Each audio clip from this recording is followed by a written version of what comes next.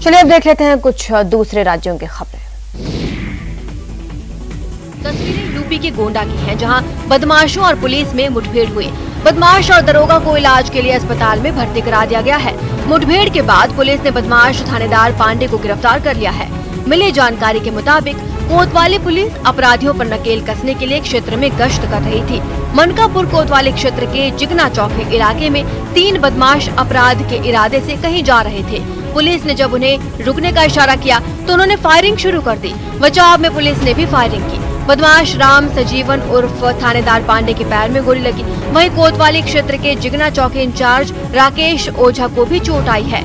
दरोगा राकेश ओझा और बदमाश थानेदार पांडे को इलाज के लिए CHC लाया गया है, जहां दोनों का इलाज जारी है, जबकि 2 बदमाश अंधेरे का फायदा उठाकर फरार होने में कामयाब रहे, जिनकी पुलिस सरगर्मी से तलाश कर रही है। पुलिस के मुताबिक बदमाश थानेदार पांडे पर कई आपराधिक मामले दर्ज है और पुलिस को इसकी काफी दिनों से तलाश थी।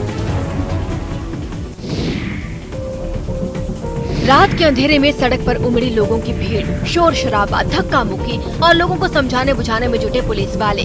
तस्वीरें यूपी के कानपुर की हैं। यहाँ चकेरी थाना क्षेत्र के सिनीगवा इलाके में बाइक की मामूली टक्कर के बाद 2 पक्षों में जमकर विवाद हुआ। आरोप ये है कि टक्कर के बाद इलाके के कुछ लोगों ने टक्कर मारने वाले के पैर पर बाइक चढ़ा दी, जिसके बाद ये पूरा विवाद शुरू हो गया। धक्का मुक्की से शुरू हुई झड़प हिंसक हो गई, जिससे इलाके में हड़कंप मच गया।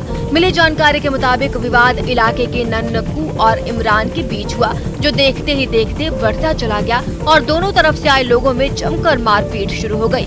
घटना की सूचना मिलते ही चकेरी थाना पुलिस समेत आला अधिकारी मौके पर पहुंचे और भीड़ को समझा बुझाकर मामले में कार्रवाई का आश्वासन देकर शांत करा दिया। तो जो पता किया गया तो एक जो बच्चा है सलमान है, उसके बाइक टच हो जाने की वजह से 2 पक्षों में आपस में थोड़ा तनातनी हो गई थी। तत्काल यहाँ पे पुलिस भी आ गई थी और सारे अधिकारी भी आए हैं और अभी यहाँ पे शांत है, सभी लोगों को समझाया गया है और सभी को अपने अपने घरों में रखा गया। जो भी विधिक कार्रवाई की जाएगी। उत्तर प्रदेश की मथुरा में मामूली विवाद को देखते ही देखते खूनी जंग में तब्दील हो गया, जिसके बाद दोनों तरफ के लोगों ने एक दूसरे पर जमकर पत्थर और ईंट बरसाने शुरू कर दिए। थोड़ी ही देर में पूरा इलाका जंग के मैदान में बदल गया। एक गुट सड़क से पत्थर फेंक रहा था तो दूसरी तरफ के लोग अपनी छत से ईंट और पत्थर की बौछार करते नजर आए। वहाँ मौजूद एक लड़के ने तो इसे खेल समझ लिया। वो दूसरी तरफ से आते पत्थरों को डंडे से किसी बैट की तरह मारता दिखा, तो वहीं उसके साथी भी अपने साथ लाठी डंडे लिए दूसरे पक्ष के लोगों को लगातार धमकाते दिखे। वो उन लोगों को छत से नीचे उतरने का इशारा करते रहे। इस दौरान जिस घर को निशाना बनाया गया उसकी छत पर भी लोग दिखाई दिए, जिनमें महिलाएं, बच्चे भी थे। वहीं दूसरी तरफ इलाके के बाकी लोग भी इससे सहमे हुए नजर आए। उन्होंने अपने घरों के अंदर रहना ही जरूरी समझा ताकि वो इस पत्थरबाजी से बचे रहें। बच्चे स्कूल तो आते हैं पढ़ाई के लिए, लेकिन एक स्कूल में तो बच्चों से रोटियां बनवाई जा रही हैं। जी हाँ, छात्राओं से रोटियां बनवाने वाली तस्वीरें बलिया के एक सरकारी स्कूल से आई हैं, जिसमें उन्हें पढ़ाने की जगह उनसे रोटियां बनवाई जा रही हैं। एक महिला भी वहां दिखी, जिसे शायद इसी काम के लिए वहां रखा गया हो, लेकिन इसके बावजूद छात्राओं को उस काम में लगाया गया। स्कूल की छात्राएं यूनिफॉर्म में दिख रही हैं और रसोई में बकायदा रोटी बेलती नजर आ रही हैं। देखते ही देखते ये वीडियो सोशल मीडिया पर वायरल हो गया। इस वीडियो के वायरल होते ही मामला शिक्षा विभाग के बड़े अधिकारियों तक पहुंचने में देर नहीं लगी। हालांकि इन तस्वीरों को कैमरे में कैद करने के दौरान ही छात्राएं वहां से उठकर चली गई। वहीं मामला सामने आने के बाद शिक्षा विभाग ने जांच के आदेश दे दिए हैं। मैं इनके खिलाफ जो भी आवश्यक कार्रवाई होगी करूंगा, पहले अभी को जस्टिफाई करा लूं। कुर्सी कैसी भी हो, टूटी फूटी हो, कटी फटी हो, छोटी हो चाहे बड़ी हो, लोहे की हो चाहे लकड़ी की हो, राजा की हो चाहे मंत्री की हो, जैसी भी हो, कुर्सी के मोह से कोई नहीं बच सका। अब इस बिल्ली को ही देख लीजिए जो ठसक के साथ कुर्सी पर काबिज है। कैमरे की लाइट से भी उसकी पलकें नहीं झपक रही हैं। इसे कुर्सी का प्रताप नहीं तो क्या कहेंगे कि इंसान को देखते ही सिर पर पांव रखकर भागने वाली बिल्ली जहां बेपरवाह बैठी है। बहरहाल कुर्सी पर काबिज बिल्ली बिहार की स्वास्थ्य व्यवस्था की पोल खोल रही है। तस्वीरें बक्सर के सिमरी प्रखंड के अतिरिक्त प्राथमिक स्वास्थ्य केंद्र की है। बदहाली का आलम यह है कि जब डॉक्टर साहब नहीं आते तो उनकी कुर्सी पर बिल्ली रानी कब्जा जमा लेती है। आप देख सकते हैं न्यूज 18 की टीम बक्सर के सिंघनपुरा अतिरिक्त प्राथमिक स्वास्थ्य केंद्र पर मौजूद है और आप देख सकते हैं कि अतिरिक्त प्राथमिक स्वास्थ्य केंद्र जो है उसका ये दरवाजा है जिस पर जंगल झाड़ इस कदर चढ़े हुए हैं कि आप अंदाजा लगा सकते हैं कि अस्पताल क्या खुलता है और यहाँ कितना मरीजों का इलाज होता है। चेहरे पर मुस्कान और हाथ में सिंदूर लिए इस शख्स के प्यार ने इस जोड़े को खास बना दिया है। लव इज ब्लाइंड सुना तो होगा ही, आज देख भी लीजिए। इनकी लव स्टोरी ने सोशल मीडिया पर काफी सुर्खियां भी बटोर ली हैं। दरअसल इन तस्वीरों में जिसकी मांग भरी जा रही है वो महिला नहीं बल्कि किन्नर है। यह अनोखी कहानी बिहार के सीवान के लंगलपुरा गांव की है, जहां किन्नर समाज की मौजूदगी में हिंदू रीति रिवाज के साथ शादी कराई गई। छोटे से कमरे में ही अग्नि रखकर दूल्हा दुल्हन ने 7 फेरे लिए और फिर दूल्हे ने दुल्हन की मांग में सिंदूर भर दी। इस दौरान वहां मौजूद लोगों ने नव विवाहित जोड़े को तिलक लगाकर भरपूर आशीर्वाद दिया। पहाड़ और जंगलों के बीच ये रास्ता रांची के कांके प्रखंड का वो पिछड़ा इलाका है जो सालों से एक अदद पुल को तरस रहा है। आदिवासी बहुल ये है ऊपरी कोनकी पंचायत, जहां के कई गांवों की जिंदगी पहाड़ और जंगलों के बीच बहने वाली इस नदी की धारा में फंसी हुई है। सैकड़ों की आबादी हर रोज नदी पार कर आने जाने को मजबूर है। हद तो ये कि बुनियादी समस्याओं से जूझ रहे इस इलाके में मुश्किल से कभी शहनाई बज पाती है, क्योंकि इन गांवों में कोई अपनी बेटी की शादी करना नहीं चाहता। न्यूज 18 की टीम जब पहाड़ और जंगलों के बीच बसे इस पंचायत का हाल जानने पहुंची तो ग्रामीणों को उम्मीद की किरण दिखाई दी। हम लोगों से बात करेंगे, परेशानी कितनी ज्यादा है? परेशानी तो सर बहुत ज्यादा है, क्योंकि पानी की वजह से हम लोग पार होने नहीं सकते हैं। और समस्या क्या है इस गांव में?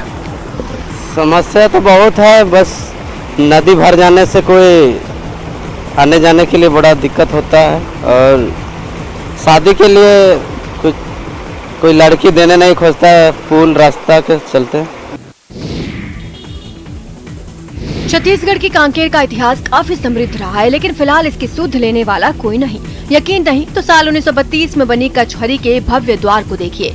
कचहरी का ये द्वार खुद अपना स्वर्णिम इतिहास बखान रहा है, लेकिन दुखद ये बात ये कि सरकारी उपेक्षा ने इसे लुप्त होने की कगार पर खड़ा कर दिया है। इस कचहरी परिसर में कभी जिला सत्र न्यायालय भी लगता था। आरोपियों और विचाराधीन कैदियों को जिन बैरकों में पेशी होने तक रखा जाता था, उनका उपयोग अब शौच और प्रसाधन के लिए होने लगा है। एक समय में यहाँ गेट ये कचहरी को देखने के लिए लोग दूर दूर से आते हैं, लेकिन अब स्थिति यहाँ है कि इसको देख रेख करने वाले, इसको सुध लेने वाला कोई नहीं है। ये दिन दिन ये जो कचहरी का जो दीवारें हैं वो टूटने लग रही है और इनके जो ईंटें हैं वो गिर रही है। अगर समय रहते इस धरोहर को नहीं बचाया गया तो आगे चल के इस धरोहर एकदम ही समाप्त हो जाएगा।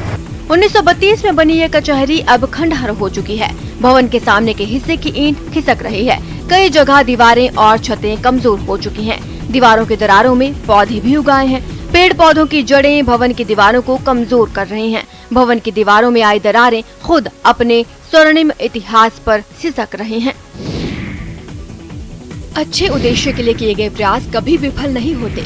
इसका ताजा उदाहरण मध्य प्रदेश के सागर में देखने को मिला।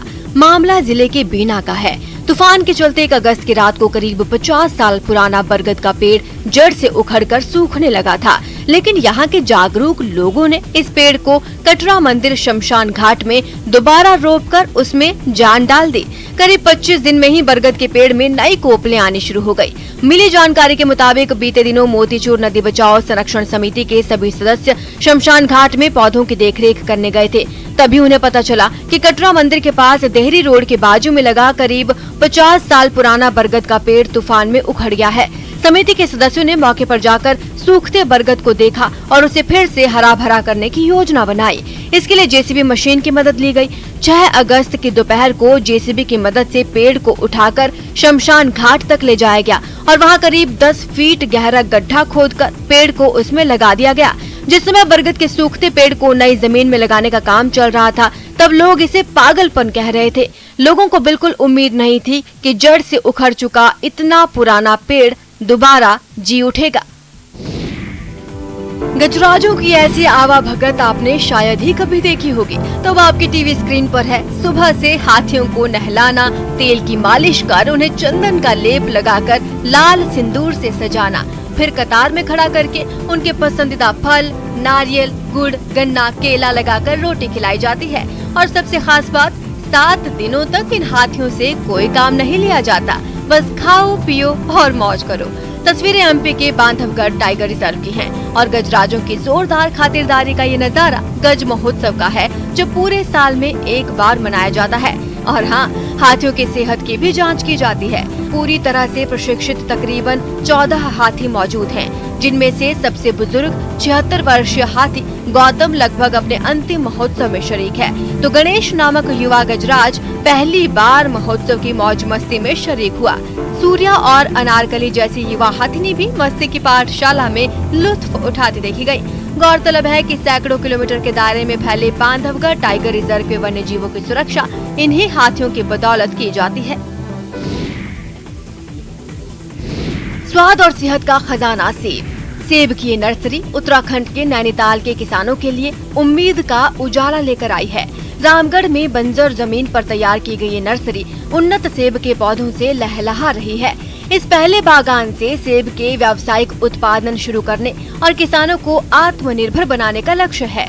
3000 से ज्यादा तैयार पौधों को किसानों को सस्ते दामों पर देकर उन्हें सेब की खेती से जोड़ा जा रहा है। दरअसल 8 एकड़ बंजर जमीन पर नर्सरी को एक मुहिम के तौर पर शुरू किया गया, जिसमें रेड डिलीशियस, ग्रैनी स्मिथ, गेलगाला, किंग रोड के साथ जेरोमाइन स्कास्पर समेत रोपे गए दूसरे पौधे अब तैयार हो गए हैं। डीएम नैनीताल कहते हैं कि एप्पल फार्मिंग में ट्रेनिंग सेंटर के साथ टूरिज्म स्पॉट भी तैयार करेंगे, ताकि किसान सेब के साथ पर्यटन से पैसे कमा सकें।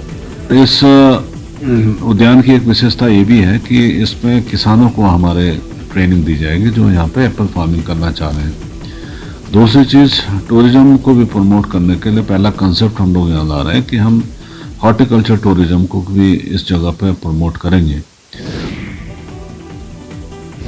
एमपी के अशोकनगर जिला अस्पताल में भर्ती 1.5 साल की मासूम बच्ची को खून नहीं मिल पा रहा था। जिला अस्पताल के निरीक्षण के समय बच्ची की मां ने कलेक्टर को अपना दुखड़ा सुनाया, तो वह रक्तदान करने से खुद को रोक नहीं पाई। दरअसल कलेक्टर उमा महेश्वरी जिला अस्पताल का निरीक्षण करने पहुंची थी।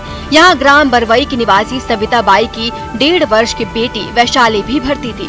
वैशाली एनीमिक है और अस्पताल में भर्ती है। उसे खून की बहुत जरूरत थी, इसलिए सविता बाई रक्त की व्यवस्था के लिए परेशान हो रही थी। उसी समय सविता ने अस्पताल का निरीक्षण करने आई कलेक्टर उमा महेश्वरी को अपनी व्यथा सुनाई।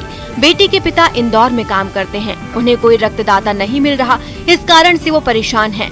परिवार में और कोई खून देने के लिए उपलब्ध नहीं है। इस पर कलेक्टर ने मानवता दिखाई। उन्होंने अपना निरीक्षण पूरा किया, फिर सीधे ब्लड बैंक गई और मासूम वैशाली के लिए रक्तदान किया। अवेलेबल था, ब्लड बैंक में अवेलेबल था, उसकी कोई कमी नहीं है, तो बी पॉजिटिव ब्लड ग्रुप की जरूरत थी तो हमने दे दिया। तो जैसे वॉलंटियर था और कुछ नहीं, ये वॉलंटरीली मैंने डोनेट किया। एक कहावत है, प्यास लगे तो कुआं खोदकर पानी पी लो, हाथ फैलाने से बारिश नहीं होती। देवघर के नीरज झा पर ये लाइनें सटीक बैठती हैं।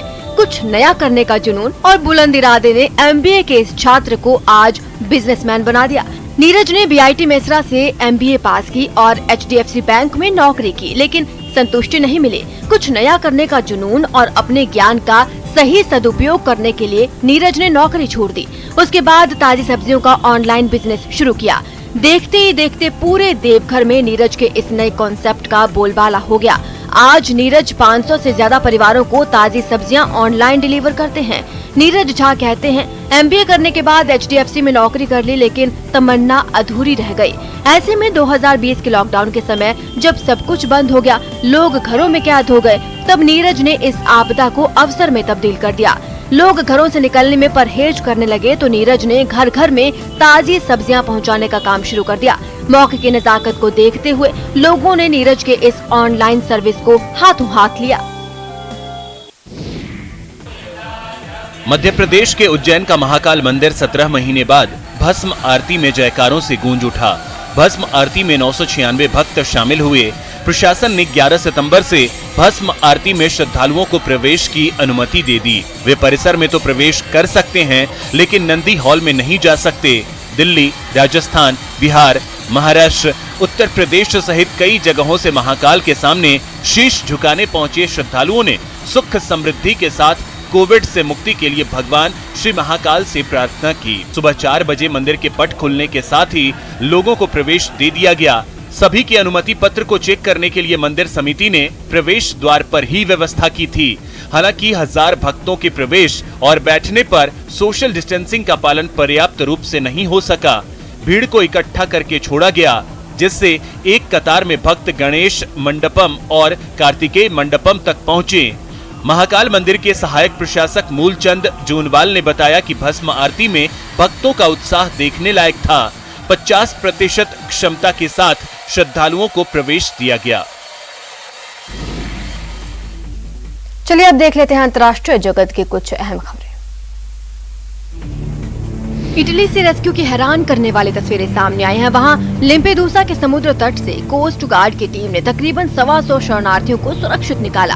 रेस्क्यू के लिए किए गए जवान मोटर बोट से टापू तक पहुंचे। जैसे ही उन पर लोगों की नजर, रेस्क्यू कर रहे जवानों ने हवा से भरे ट्यूब लेकर समुद्र में गोता लगाया और एक एक कर लोगों को उस पर चढ़ाना शुरू किया, जिसके बाद उन लोगों को बड़ी सावधानी से नाव तक लाया गया।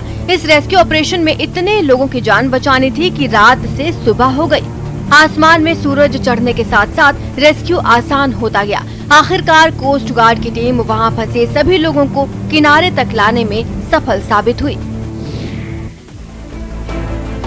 अफगानिस्तान में मची उथल पुथल के बीच रूस ने उसके इलाके में आने वाले मध्य एशिया के देशों किर्गिस्तान, कजाकिस्तान और ताजिकिस्तान के साथ एक मिलिट्री ड्रिल की। अफगानिस्तान का कुछ हिस्सा मध्य एशिया में आता है और तब से वहां तालिबान ने सरकार बनाई है। तभी से पूरी दुनिया की नजरें मध्य एशिया पर टिकी हैं, क्योंकि अफगानिस्तान में भड़की जरा सी चिंगारी इस इलाके को जंग की आग में झुलसा सकती है। यही वजह रही कि रूस ने मध्य एशिया के उन 3 देशों के साथ अपनी सेना की ताकत परखी जो कभी सोवियत संघ का हिस्सा हुआ करते थे। एक तरफ 1000 से ज्यादा सैनिक अपना दमखम दिखाने के लिए मैदान में उतरे, तो दूसरी तरफ आधुनिक हथियार अपना लोहा मनवाने के लिए ताबड़तोड़ हमले करते नजर आए। रॉकेट लॉन्चर ने तो रॉकेट की ऐसी झड़ी लगाई कि धरती से उठे धूल के गुबार में दिखना ही बंद हो गया।